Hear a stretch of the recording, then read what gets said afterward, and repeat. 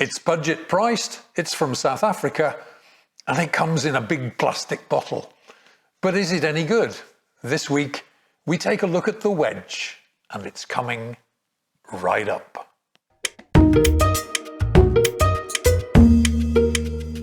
Hi guys, welcome to yet another edition of Big on Wine, the show that famously brings you news, clues and reviews.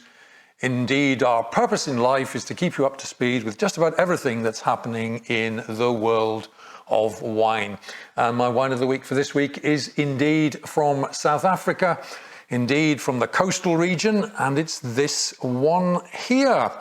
And it goes under the name of the Wedge Shiraz Pinotage, and the vintage is 2020. And this wine comes in for a fairly budget price where I am of just over €11 a bottle. Okay, let's see whether we can paint in the backstory to this particular number. The wine is indeed from South Africa's coastal region. Indeed, the designation is WO Swartland. Now, this is a wine region about an hour by road north of Cape Town. And the wine region in question also includes a nice big chunk of the South Atlantic coast there. The producer of the wine is Babylon's Peak. And Babylon's Peak are based just outside the town of Malmesbury. Indeed, they're situated on the Paardeberg Mountains, and some of the vineyards, in fact, are at an altitude of around 700 meters. Now, this particular area of South Africa, the WO Swartland, is very well suited to the kind of grape varieties found in France's Rhone Valley. And of course, we're dealing with a red wine here, and we've actually, in the bottle here, we have the Shiraz, which is, of course, a favorite down in the Rhone Valley, blended with South Africa's very own Pinotage, which is a grape variety which is actually a cross between the French Cinsault and the Pinot Noir. Right, that's the backstory. Now, the defining feature of this wine, of course, apart from the price, is indeed the size of the bottle. So we're dealing here, in fact, with a plastic bottle of 1 litre in capacity. So good value for money. All right, let's take a look at the wine in the glass. And I don't think there's very much untoward about the wine in the glass. It has what I would term a very, very standard Shiraz type look to it. It's a deep ruby red with maybe just a little occasional hint of purple, even a touch of tobacco brown in there as well. But it looks very nicely made. It's ever so slightly translucent. So I would be expecting to see a medium to full-bodied wine here. All right, let's try it in the nose. So far, so good. See what kind of aromas we can pick up on this particular wine. Here we go. All right, now this has a very distinct aroma of young, fresh, dark fruit.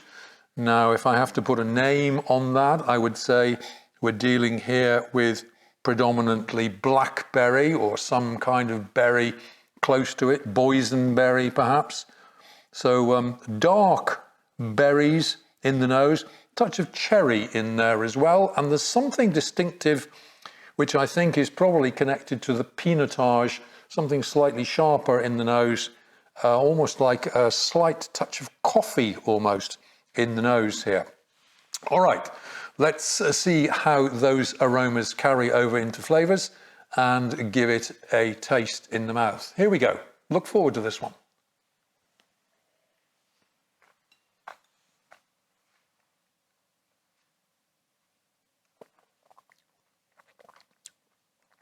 Right, first impressions. Definitely worth the €11, which they ask for it. Very nice balanced wine. Full-bodied,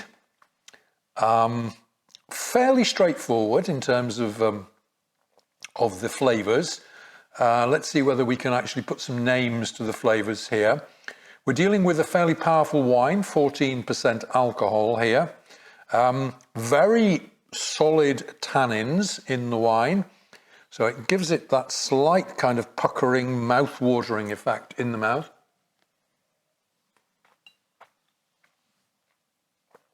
The same berries that we picked up in the nose here, those dark berries, blackberry, boysenberry, and also the cherry in there.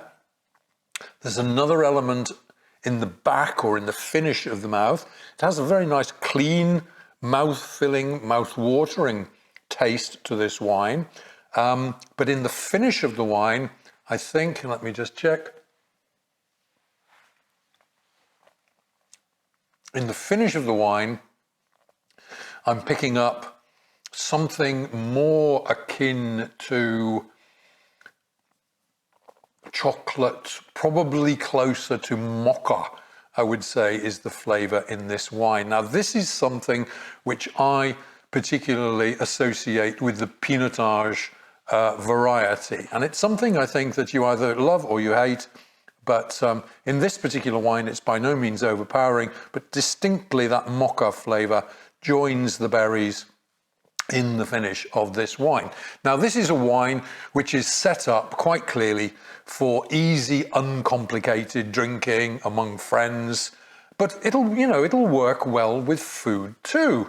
So what am I going to suggest? Well, grilled food, I think, would be first in line. Roast lamb, maybe. Maybe something a little bit more gamey, wild boar, venison perhaps. And of course, salty cheeses would work a treat with this particular wine here.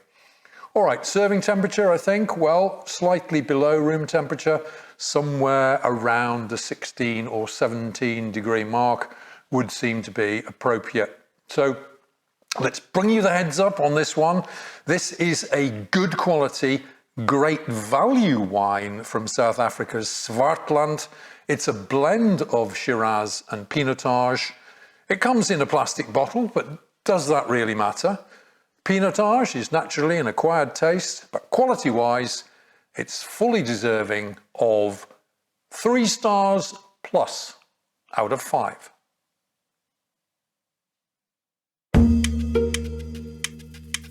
Okay, folks, many thanks for tuning in to this week's video, which was a little introduction to an interesting budget-priced wine from South Africa, the Wedge Shiraz Pinotage. Not bad at all.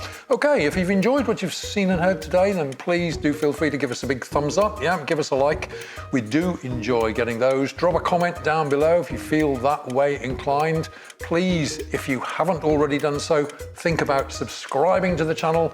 And while you're about it, why not hit that little bell icon down below and you'll be informed as soon as every new video is uploaded. And naturally, I'll be back again next week with another great wine of the week for you. But until we meet again, this is Tony Melville signing off and saying, hey, take care out there. Be good to each other. Enjoy your wines. And cheers.